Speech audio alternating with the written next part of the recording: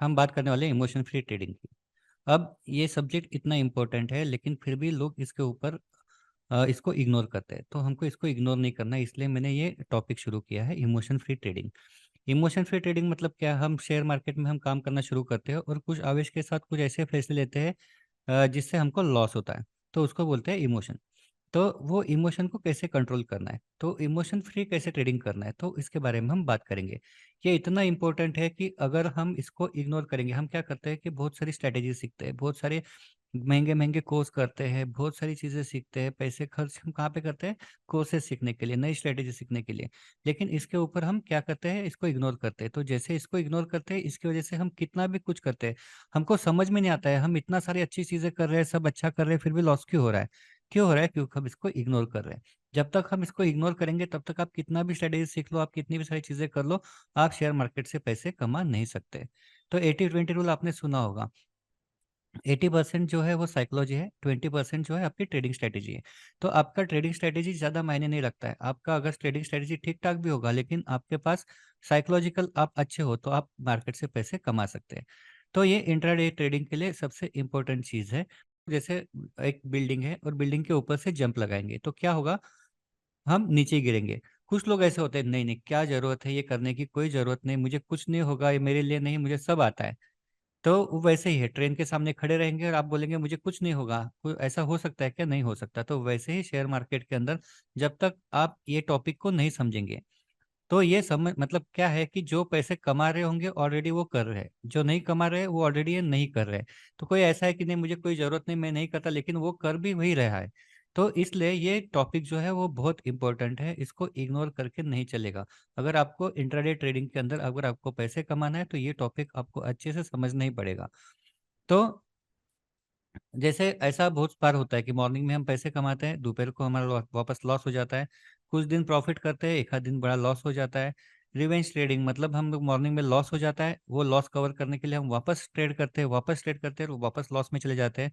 Over trading, दिन भर trading करते रहते हैं। तो ओवर ट्रेडिंग से फिर आखिर में लॉस में जाता है। और बहुत सारी चीज़ें जैसे फ़ियर है, हमको जब भी हम ट्रेड लेते हैं स्टॉप लॉस के ऊपर ध्यान रहता है, ग्रीड होता है। तो जैसे हम क्या होता है कि बहुत बार हम थोड़ा-सा स्टॉप लॉस मतलब थोड़ा-सा टारगेट लेते हैं और एग्ज़िट हो जाते हैं। और कुछ-कुछ लोग क्या करते हैं, टारगेट मिलने के बाद में एग्ज़िट नहीं होते, उनको लगता है और पैसे मिलने चाहिए और पैसे मिलने चाहिए, तो ग्रीड। कुछ लोग स्टॉप लॉस की तरफ जाता है फिर भी एग्ज़िट नहीं होते, क्यों? क्योंकि होप नहीं, स्टॉप लॉस की तरफ जाएगा तो वापस ऊपर भी जाएगा, तो वेट करते हैं, तो स्टॉप लॉस बढ़ा लेते हैं। रिग्रेट कि मेरे पैसे गए मार्केट से, तो मैं मार्केट से ये करूँगा, मेरा डिसीज़न गलत हो गया, जो रिग्रेट होगा वो भी यहाँ पे नहीं चलेगा।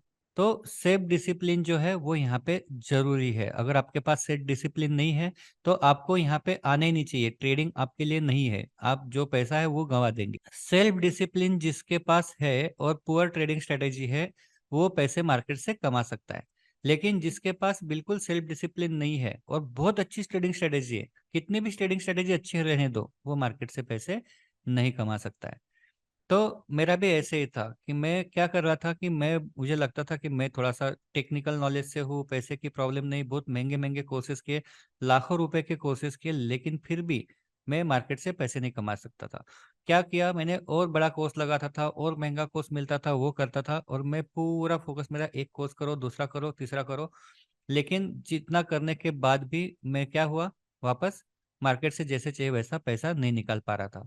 तो एक दिन मेरे दोस्त ने मुझे ये बुक दिया, इमोशन फ्री ट्रेडिंग। मुझे लगा ये इमोशन फ्री ट्रेडिंग का और अपना ट्रेडिंग का क्या संबंध है? ये तो दोनों अलग-अलग चीज़ें हैं। लेकिन वो बोला नहीं, एक बार पढ़ तो ले। जब मैंने वो बुक पढ़ा तो मुझे पता चला कि शायद ये मेरे लिए लिखी है। आप जब ये देखेंगे तो आपको भी ऐसे लगेगा कि शायद ये आपकी स्टोरी है। तो यहाँ वहाँ से मेरी ट्रेडिंग स्ट्रैटेजी पूरी बदल गई और तब से मैं मेरे सारे स्टूडेंट को कंपल्सरी बोलता हूँ कि जब तक आप ये नहीं पढ़ेंगे तब तक आप आपके ट्रेडिंग से पैसे कमा नहीं सकते। तो इसलिए इतना इम्पोर्टेंट ये चीज़ है और इसलिए मैं ये सारे वीडियोज़ बना के इसके ऊपर डाल रहा हूँ। तो ये जो बुक है इमोशन फ्री ट्रेडिंग, ये है लैरी लेविन का। तो इसके जो है इसके सारे टॉपिक में यूट्यूब पे चैप्टर वाइज़ अपलोड करूँगा। पहला सेक्शन है कि आपने क्या करना चाहिए, उसमें 13 चैप्टर है।